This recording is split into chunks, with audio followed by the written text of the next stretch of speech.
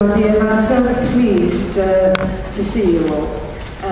Welcome to anybody who's new to St Giles. I hope this will be I'm sure it will be actually a fascinating presentation from my friend Professor June, Reverend Professor June Boyce-Till. She has a fascinating biography which is on the website, my website, OCSG, but it's also on St Giles and St Margaret's.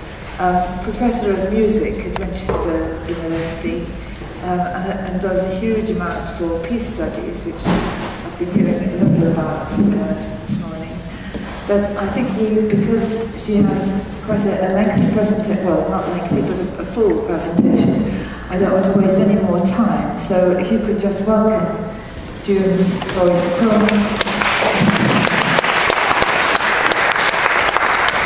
who is going to introduce us to Hildegard. It's given me great pleasure to be back in the town where I spent 3 years of the city I spent 3 years of my undergraduate life. I'm going to introduce you to Hildegard by three techniques, really, and there are three ways in which we access truth. The first is the story, a much older way of passing on truth than the way it was done here when I was here. The lecture's relatively recent compared with the story. And those of us who are familiar with the Christian tradition, it always amazes me that the sermon's turned into something resembling a lecture when we follow somebody who told 1 million stories and apparently preached only one sermon. And the story is something that can be read at a variety of different levels. So children can read it, adults can read it, and I think that's what Jesus meant when he said, let those who have ears to hear, let them hear. Because you can read it at a variety of levels. We all know from the soap operas too that you can fall asleep or miss 3 months, and the story is circular, so the chances are you'll be able to pick it up, whereas if you do that in a lecture, you'll have lost the thread. There will be a little talk in the middle, and then there'll be a meditation with her music and my music combined together at the end. Now, at this precise time, my students, and I suspect the students here, are trying to get from one end of a book to the other in the fastest possible time and convince me they've read it all. It is, of course, a lie. I know it's a lie because I did it that way myself. And that's called speed reading.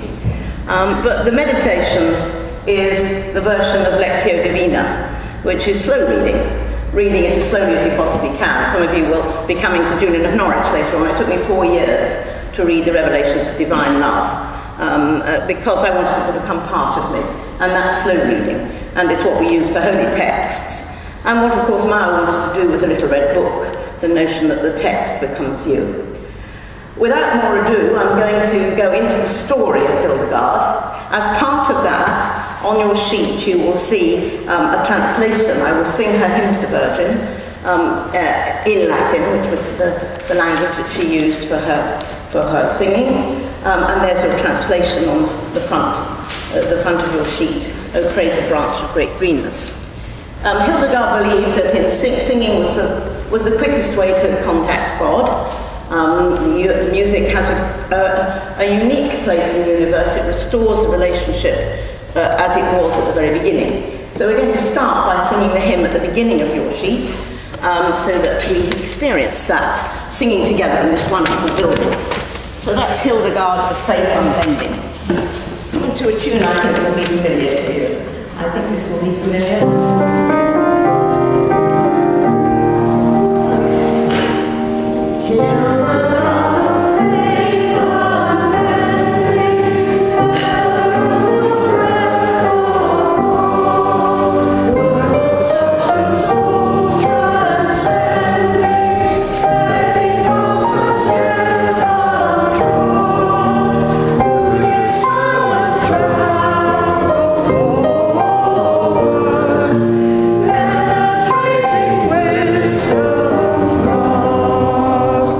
Love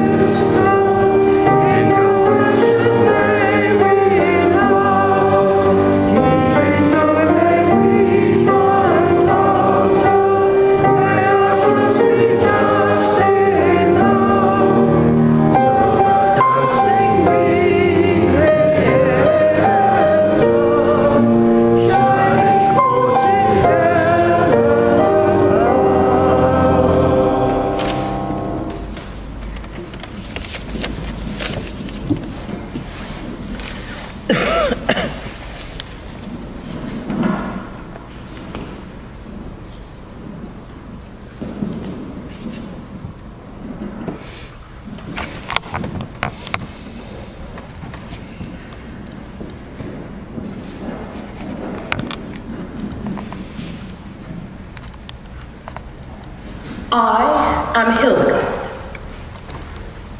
I know the cost of keeping silent, and I know the cost of speaking out. Hear my story.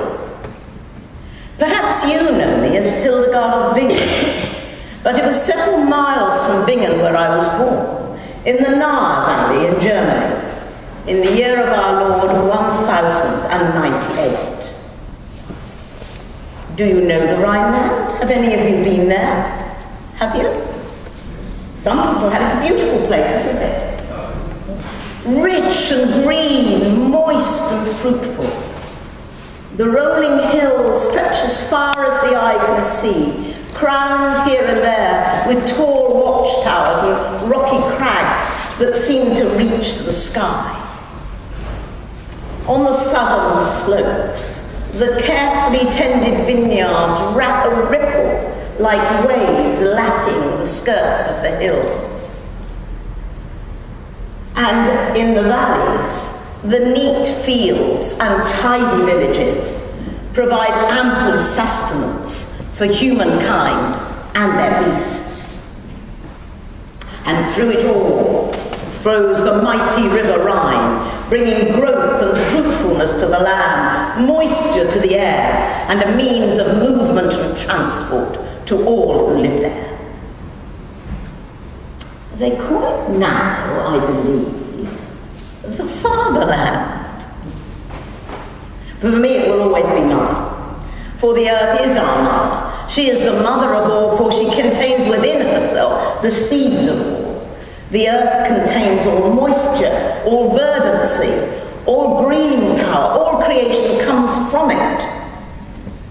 And it contains not only the raw material of humankind, but the substance of the incarnation of God's own Son. Being the 10th child, I was tithed to God and sent at the age of 8 to the Abbey of St. Disibode to live with an anchoress there called Jutta. From Jutta I learned so much of everyday things, of spinning and of weaving, but also of the ever-present, all-encircling love of God, which flows like sap through our veins, bringing growth and fruitfulness.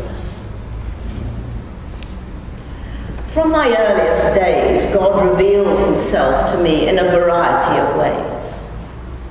Sometimes in words, sometimes in images, sometimes in music, sometimes in all three. But always he shows himself in the splendor of the natural world.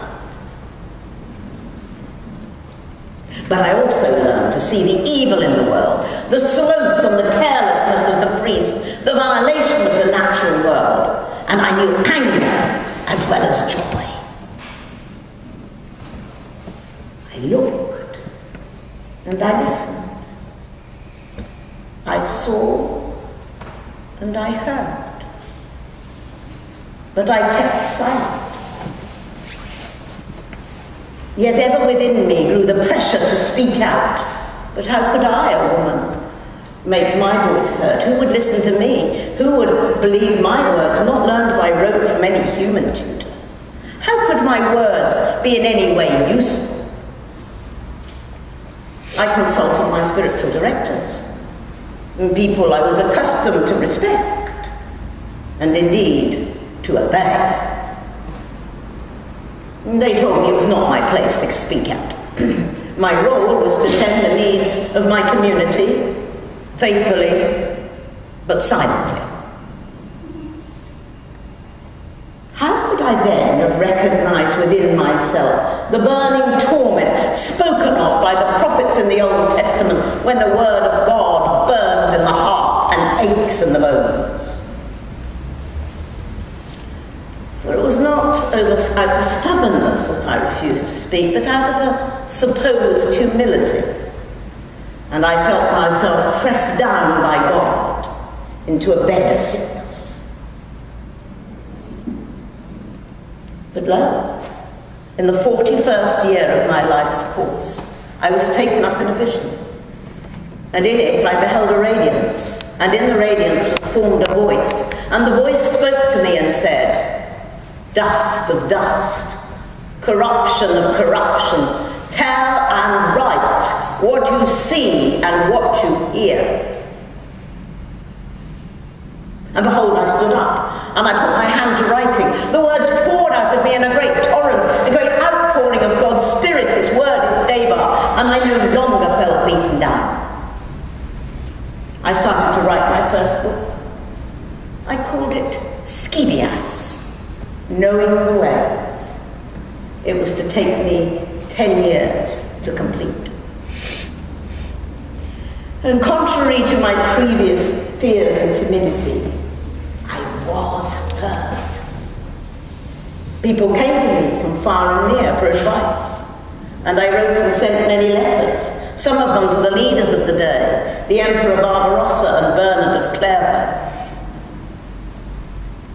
The Holy Father heard of me. He sent a commission to investigate me. He found me competent and authentic, and he wrote, encouraging my writing. By this time, Jutta had died, but our community had expanded, and we were still crushed into Jutta's tiny house. The monks of Tundisibode had expanded too, taking up all the available land for their buildings and their farms. Abbot Cuno was implacable. Can you remember the arguments and the counter-arguments? Can you imagine it? And the endless frustration of not being heard. Eventually we just packed up our goods and left, taking our dowries with us, and not waiting for the men's permission. And we started to build on the banks of the Rhine, on a hill that I dedicated to my dear St. Rupert. I myself supervised the building, making sure that all was spacious and comfortable. We even had piped water. And perhaps I remember the journeys to the well and the breaking of the ice on the washing trough. But more, I think, our Creator God does not delight in our bodily discomfort, especially when it is self-inflicted. It has been said, I hear, that the body is at war with the soul. But how can this be? He made us as whole beings, and our souls can only find expression through the actions of our bodies. Indeed, I am persuaded that when body and soul act together in mutual agreement, they receive the highest reward of mutual joy. I and my sisters on the Rupertsberg explored new ways to worship God. Sometimes wearing coloured robes and golden crowns, as befits the brides of Christ. Not always, I may say, with ecclesiastical approval. My vast correspondence continued, and I continued to write many books on the lives of the saints, on theology and autobiography, and on medicine and healing.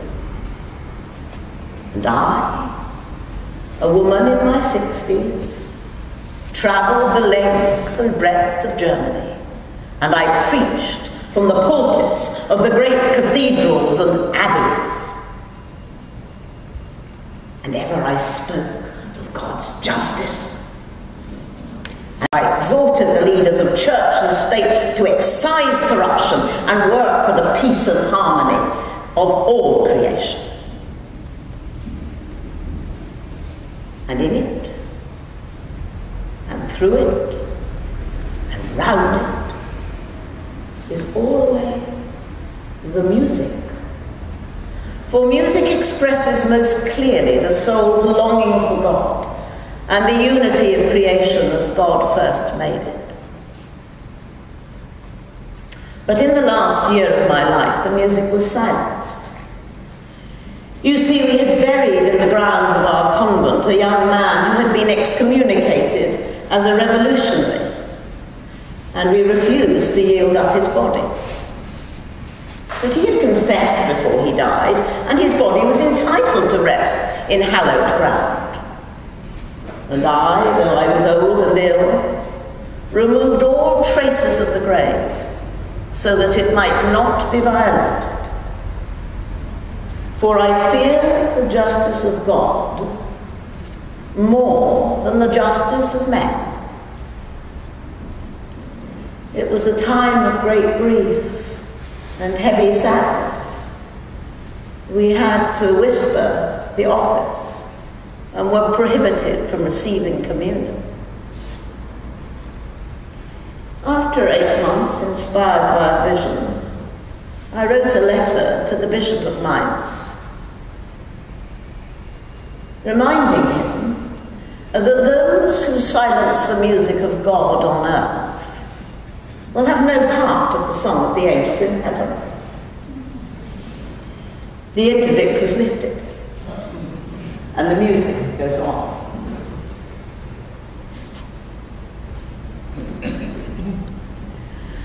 Oh, Viridissima Virgo, quel ventoso flabros scitationis sanctorum prodisti, cum vene tempus quod tu floruisti in ramis tuis. Ave, ave, sentiri, quia calo solis in te sudavir, sicut odo balsami.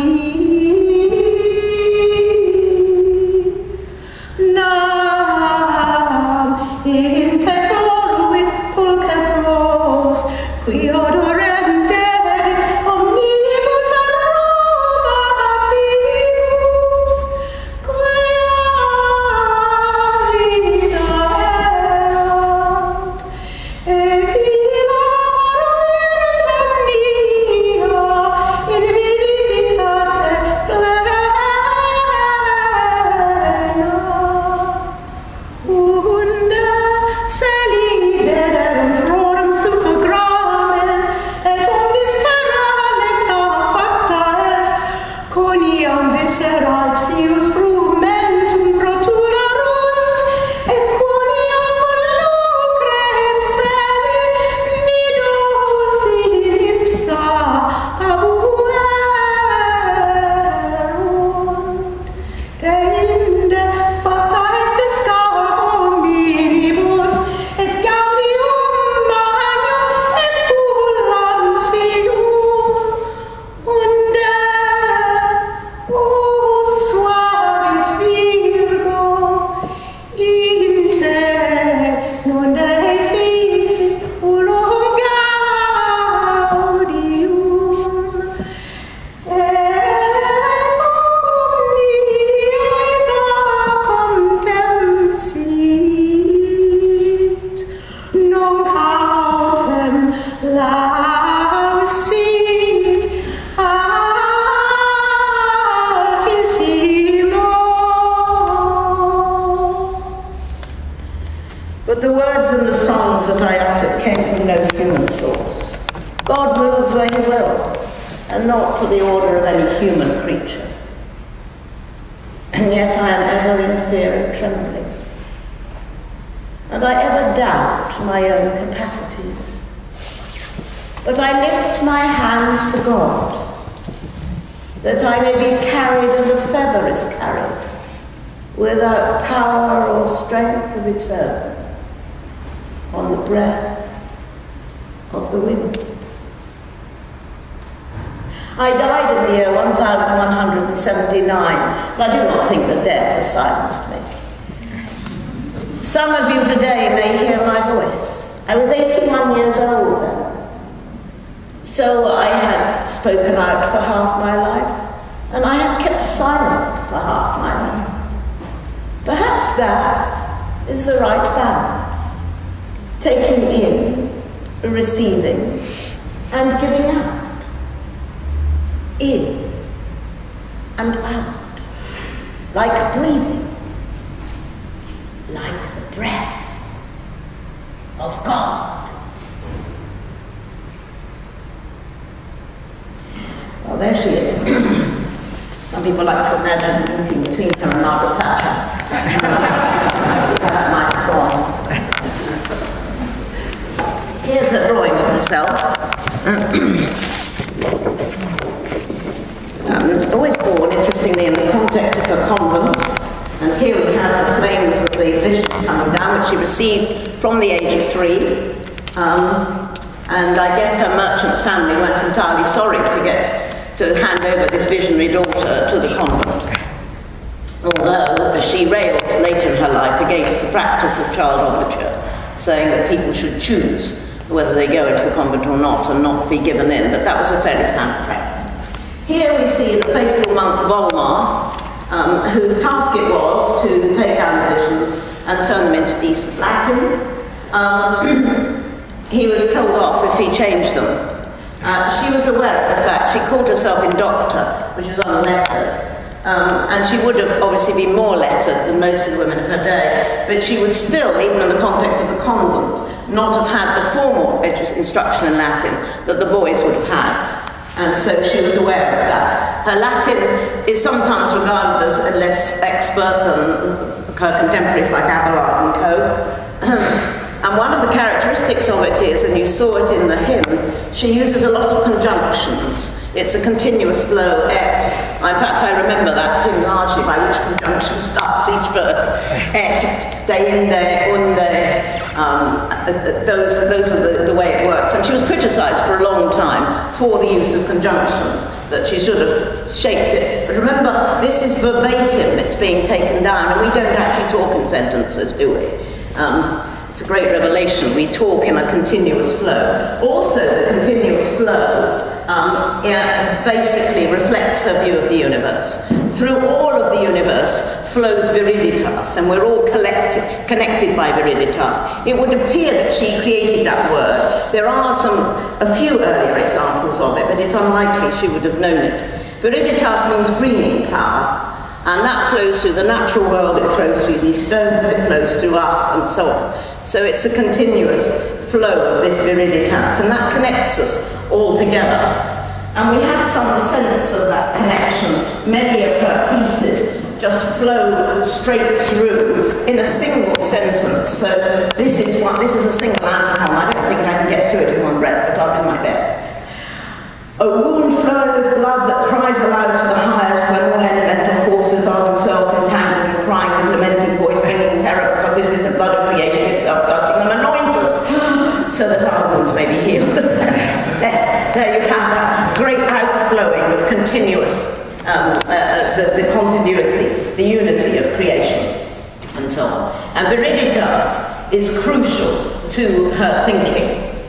And connected with the notion of viriditas is the notion of justice. What she meant by justice was right relationship. That God made everything in right relationship to everything else, and our task is to restore that right relationship.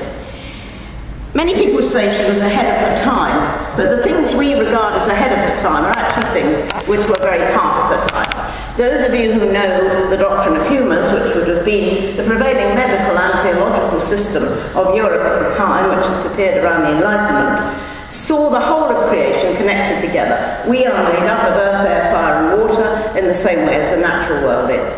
It's a very interesting medical system. I haven't got time to talk in great length about it, but each of us is either primarily water or air or fire. So if you're faced with somebody who's ill, you have to work out whether they're fiery or watery. Then you have to work out whether it's raining or whether it's sunny outside. Then you have to work at what the herb should be. So it's a very subtle system of interrelationship, because fennel for a hot person, from a hot person on a cold day will be different from fennel on a watery person on a watery day. So you have a very subtle system. And when we look at her visions, some of which will be familiar to you, they are not unlike some of the drawings of the medical pieces in that time. Here's her most famous drawing of the Trinity, and it's been read in different ways. Some people read this as the Jesus Christ figure in the middle here. This is God the Father and God the Spirit, and so on. So the Creator, the Spirit there. It's called the person in sapphire blue. And quite a lot of people use these visionary experiences, particularly that one, as the basis for a meditation, a mandala of some kind. Particularly because, if you'll notice, the head here is opening up into the divine. So the notion of that fontanelle, the last bit of us that shuts, in a sense, opening up again, makes that a very interesting picture. But I think this one, and if you want to look at the website of St. Paul's Cathedral, you'll find me talking about it in more detail there. This one, I think, is the one that's very close to the medical ones. You see a human being in the middle with water and fire and air blowing in and earth with the animals and things here. And here you see a quite radical view of the world in relation to God. Here's the world is the body of God. So we all exist. The whole of this universe exists. So the second person of the Trinity, if that's what you want to call it, is all of us. It's Jesus and Christ, and we're all in that. And here we see one of the most dramatic pictures of that particular concept up there. And that's one that's particularly attractive in our day, but of course it reflects the notion that that system had us all intimately related in a way that post-Enlightenment you get the birth of individualism, which cuts away from that profound relationship. We see another one here without that central figure, but another lovely one where we see all of the cycle of the seasons happening in the middle, inside this great unified structure. Her medicine is often regarded, some of you may have heard of Paris talk rather badly about her. Some of it's regarded as bizarre. It was the medicine that lived on in Germany, rather than theology or music, when I first started looking at Hildegard about 25 years ago. But her observation and the way that she looks at nature is very good. She regards animals as very powerful healers. We're beginning to rediscover that now. Our students, as before their exams, they can book half an hour with a dog or a cat, so that they can calm down, and so on. Of course, we're getting the idea of bringing pets into hospitals, getting the idea of dogs being able to help people not only who are blind or hearing, but also for depression because of their sensitivities. And here she writes of the dog. The dog is very hot and has a natural affinity with the ways of people. So he knows and understands them and loves them and willingly lives with them and is faithful. So if there is a thief in the house, or anyone has the intention of stealing, the dog will snarl and growl and behave differently toward him and to others and follow after him and sniff at him with his nose, and so on. So you've got the heat of the dog's tongue confers health on wounds and ulcers if he touches it with his heat. So we see that notion of the interrelation of animals. She did use, part of the system was crystals. Because of the bringing power, the emerald was the most powerful of the crystals. And she looks, the emerald is formed early in the morning at sunrise, when the sun is positioned powerfully in its circle, ready for the journey. So she uses the emerald a lot. When she writes about medicine, previously in her age there were two sorts of medical books. One were much more theological books about the doctrine of humans, and the others in the hospital wings of the convents, there will be little remedy books. So this is how you make cakes for indigestion and so on. So you would have had the equivalent of a recipe book. But she puts the whole thing together in writing that is partly theological, partly to do with the body, and partly it sounds like poetry. The one I like best is her description of the infusion of the soul into the fetus. Her writing is the first clear description we have of the development of the fetus in European writing. And she writes a lot about women's health, and she's really the first person to write in that way. So this is the infusion of the soul, which is a long description perfectly of the development of the fetus. Then as God wills, and arranged in the breath of God comes in, which enlivens the form without the mother knowing it, the breath of life comes like a strong warm wind, like a wind that blows loudly against a wall and streams and fastens itself to every joint and limb of its shape. In this way, the various forms of the limb are gently separated from one another, just as the flowers unfold themselves in the warmth of the sun. But there is still such weakness in this form that it cannot move itself, but only lies there, sleeps, and barely breathes. The spirit of life penetrates the entire form, fills and strengthens it in its marrow and its veins, so that they grow more than before. And now the child begins to move, and the mother feels it as a sudden kick. And the soul enters the form, as was mentioned above, according to the will of Almighty God, strengthens it, makes it capable of life, and wanders around it. This is lovely, I love this bit. Like a caterpillar spinning silk. Isn't that lovely? Now, is that a medical text, or is that a poem? And her theory is that once the soul is fully infused, that's the moment of birth.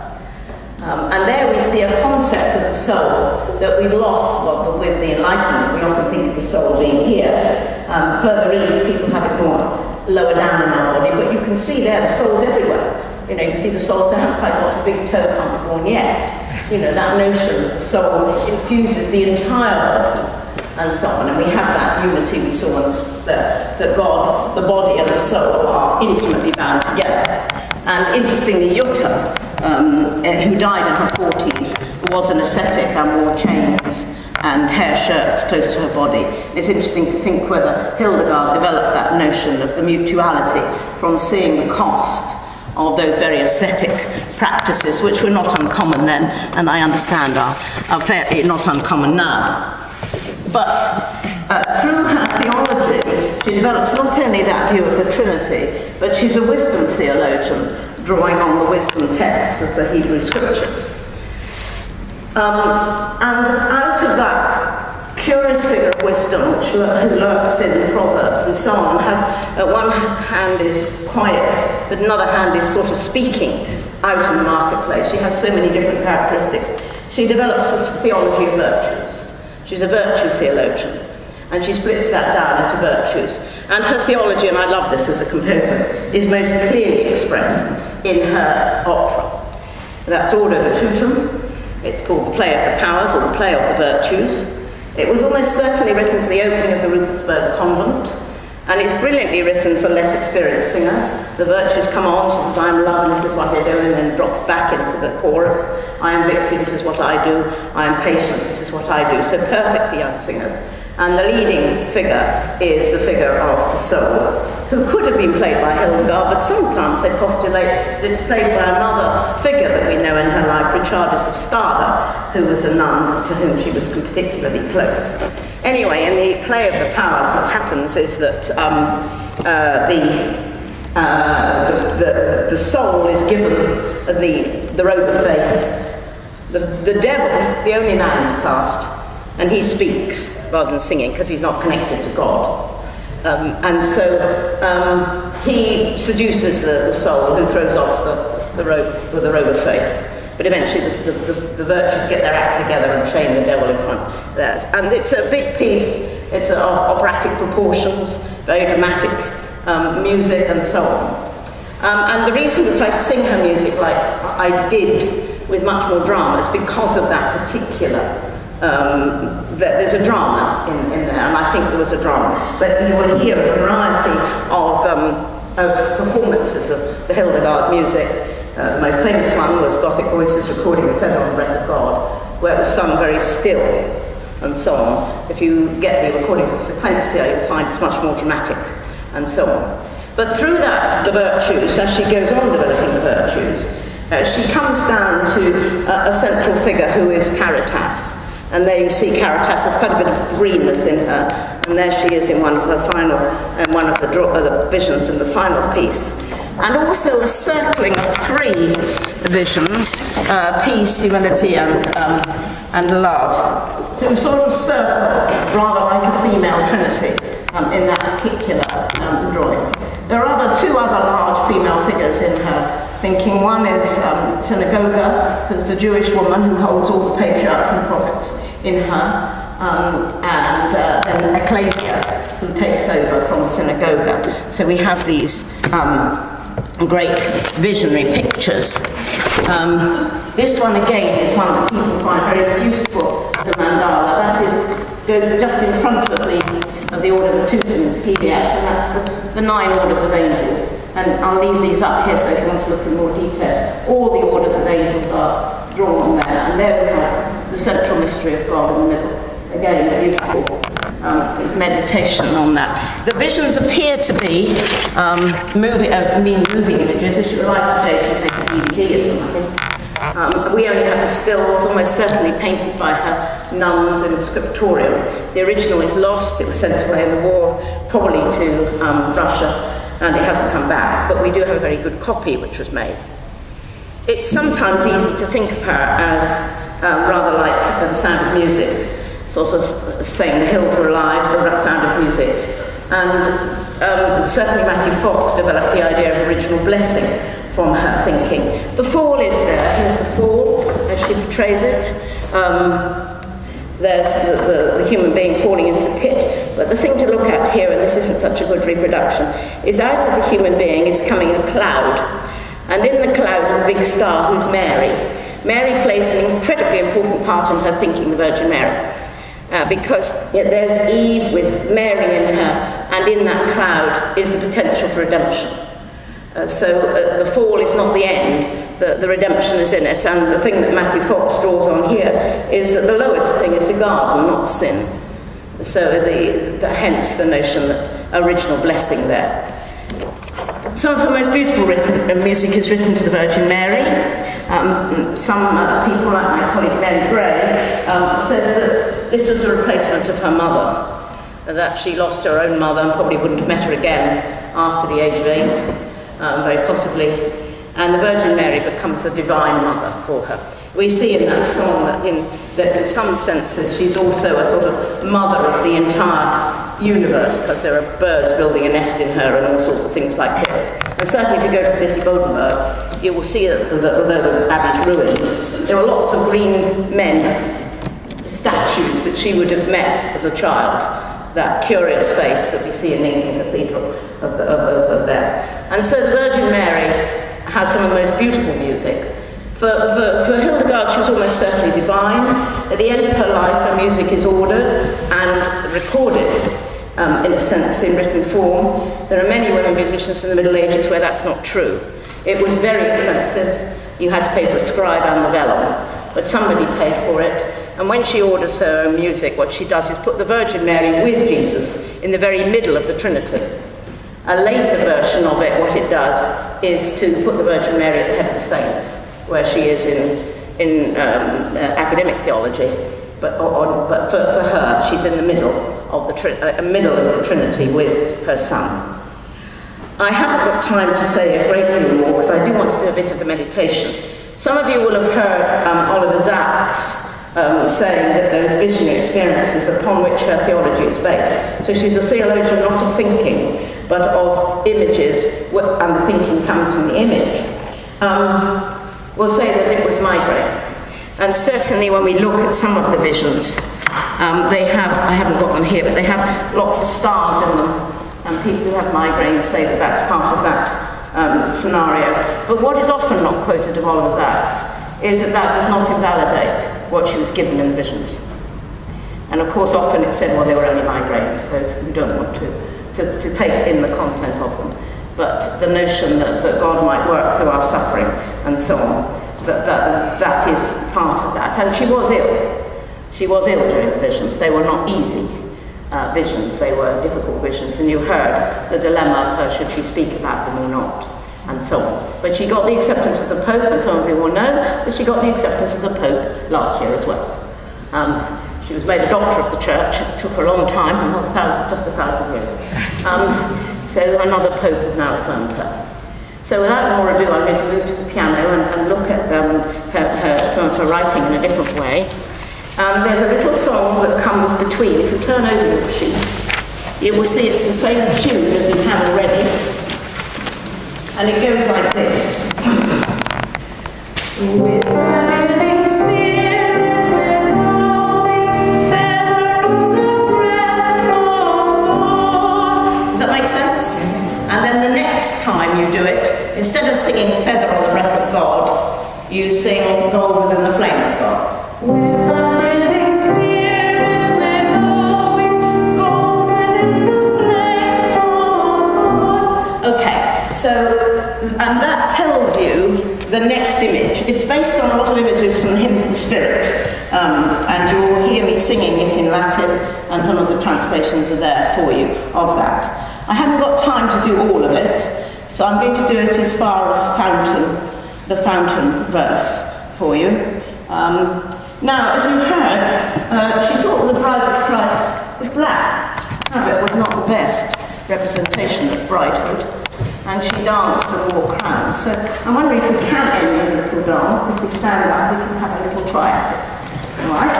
If we face that way, it's called the wisdom dance, because we go forward a few, 1, 2, 3, and then we rock a little bit, and then we go back, 1, 2, 3, and we rock a little bit. All right? And we do the same thing, raising and lowering our hands. So let me sing, and you concentrate on that. With the living spirit, rock, we're going back. And on the red rock, raise your hands. With the living spirit, rock, we're going back. And on the red rock. Right, now join hands with your neighbours. Okay, we're going to go a little to the right. We're going to 1, 2, 3, turn. 1, 2, 3, to my good English country dances. We're going to go into the middle of that. Okay? Right, this is that last bit. Here we go, we're going to the right first. With the living spirit. Back to left. He would go in the middle. That's splendid. Oh, she'd have welcomed you all on the weekend. Excellent. Okay, so do sit down. And we're going to enter into some of these images.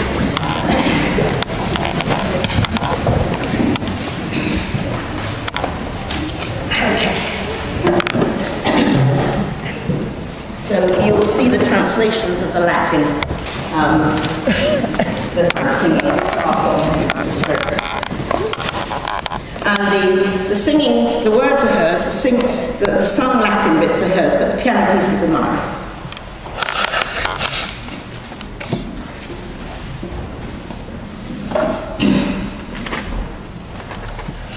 With the living spirit, we're going down the breath of God. With the living spirit, we're going down the breath of God. With the living spirit, we would go down the breath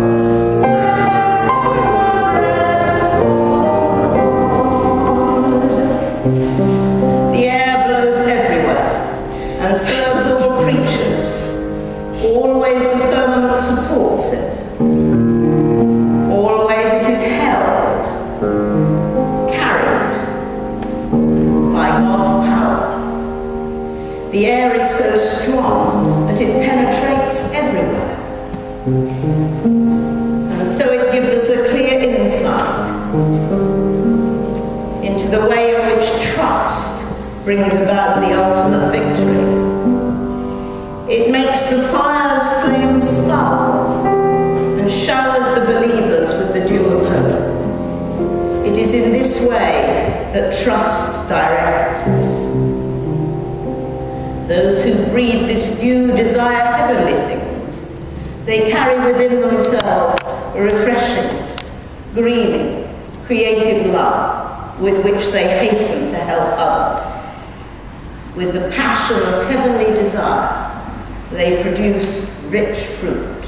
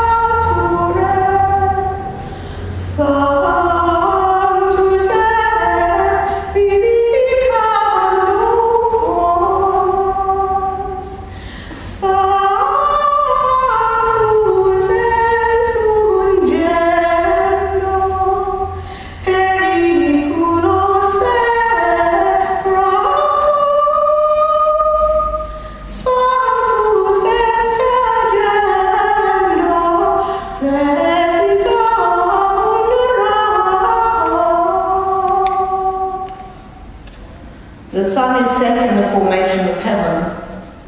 It watches over earthly creation, allowing none of it to perish. And God watches over us in just the same way. There is no way in which a person of faith who sets heart and mind upon God can ever be forgotten by God. The sun climbs steadily in its course and burns most strongly at midday. This is exactly how it is with those who are just.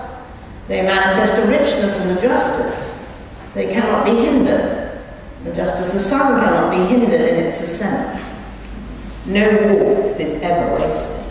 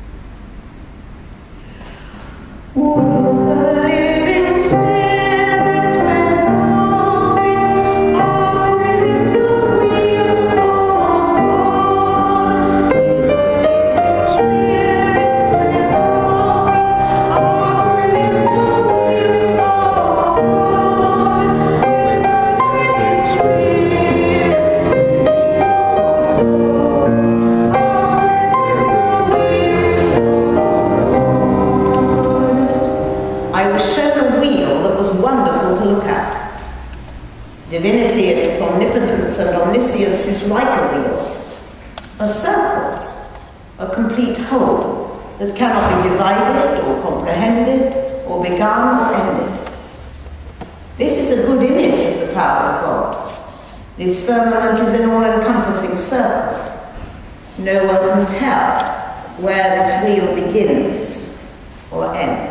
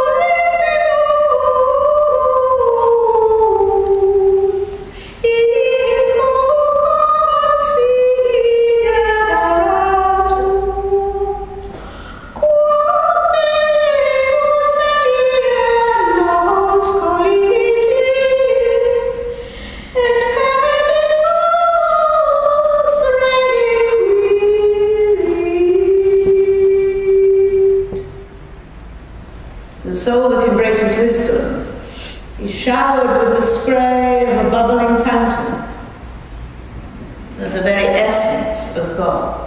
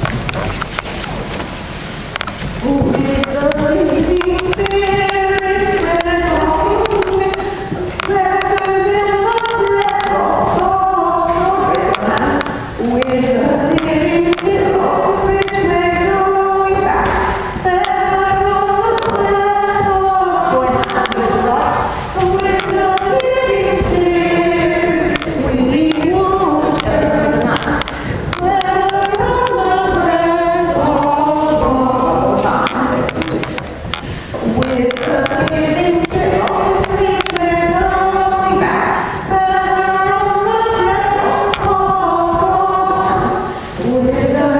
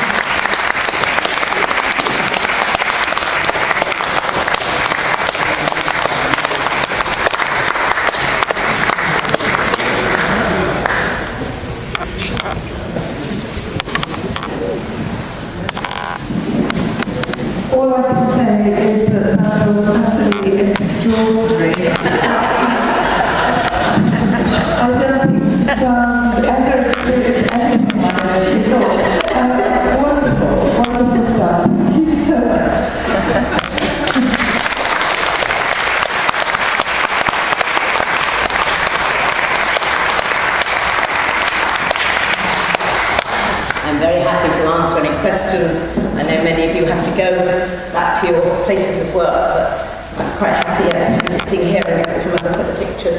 There is my book on Hildegard at the back, and so on. So I will take some questions, but do feel free to go if you need to go. You wanted a question here? I just want to ask you what it was that was so difficult for Hildegard. Yes, that's cool. Okay. What was it that made the last part of her life so difficult? Did she get into trouble with the bishop? Well, she did. I mean, she was forbidden to bury this particular person in her convent, and she thought that he was entitled to rest in hallowed ground, so she wouldn't obey it. It was actually the prelates of Mainz, and it was the bishop who in the end released her from it. But it was just that one act. Mind you, it's an interesting story how far she was accepted, how far she wasn't. And undoubtedly the Pope affirming her was a great help. Yes. Because Bernard of Clairvaux, to who she writes initially, and she asks him about her vision and really wants, and he really pats her on the head and said, well done little lady, you know. And that's not what she wants. And it's only when the Pope affirms her that Bernard of Clairvaux really engages with her. Yeah. And I think that, as with many very powerful charismatic figures, that she was probably much easier if she wasn't in your patch.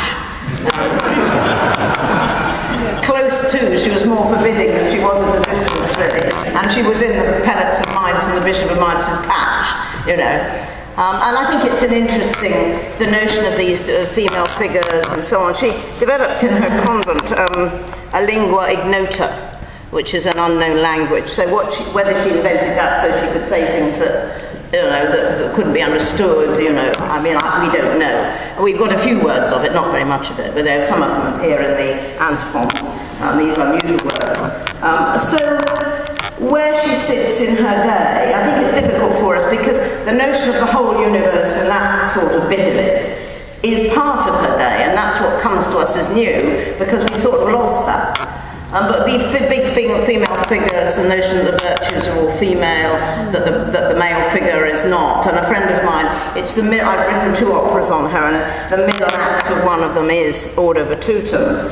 And a friend of mine who's a priest, and through his training in the 60s, he said, I kept looking at this, my students in the university were playing the virtues, you know, wearing pale pastel, and the black robe priest was the devil. And he said, I kept looking at this.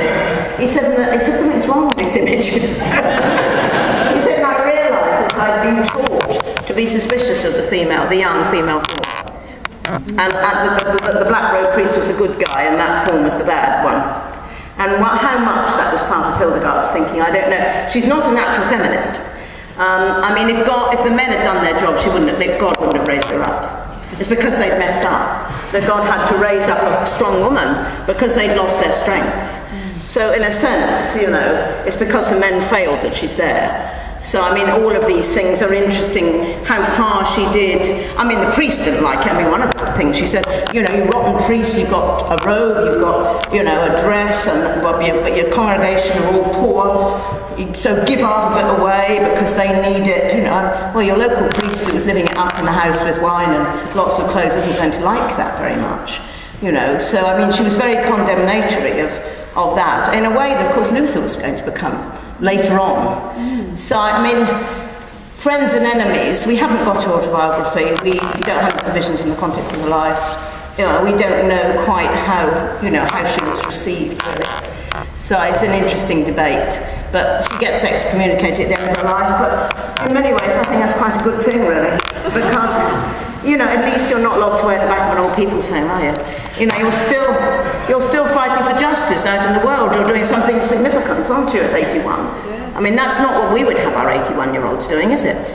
You know, so that notion that she's still there for justice, and that marvellous line, for I fear the justice of God more than the justice of men. I mean, nobody's got you, have they?